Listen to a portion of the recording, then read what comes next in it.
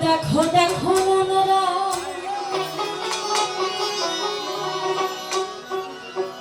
ও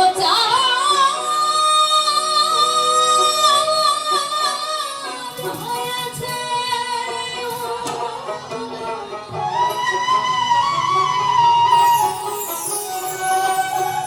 কি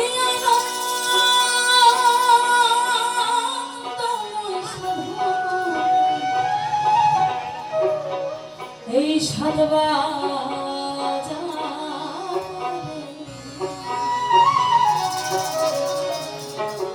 পাপের ভাগ্যে এমন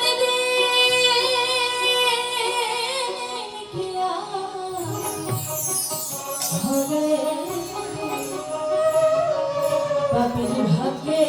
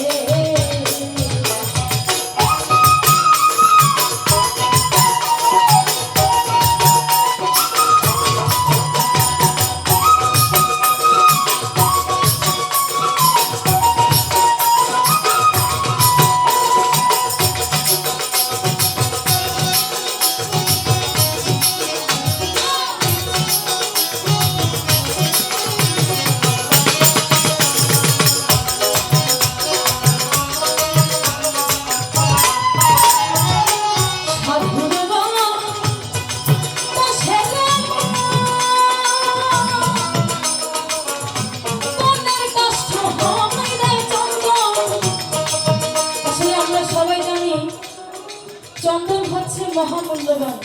একটা গাছ, যার মূল্য কিনা অনেক। তো একটা সাধু গুরুর পরশে যদি একটা বনের কাঠ চন্দন কাঠ হয়ে যেতে পারে, তদ্রূপ আমি যদি আমার গুরুর ছোঁয়া পাই, আমার গুরুর সংস্পর্শে এসে একটু যদি দয়া পাই, তাহলে আমার জীবনটা ধন্য হয়ে যাবে। আমি আমার সেই গুরুর, আমার সেই হাবিব চাঁদের চরণের আশাই করি, যেন কিনা আমি যদি ওই চন্দন কাঠের মতো নাও হতে পারি, তাও যেন আমার মানব জীবনে আমি এত পাপ করে গেলাম, এত কিছু করে গেলাম, যেন সেই পাপ কিছুটা হলেও মুছে যেতে পারে। তাই আমার সাথে বল না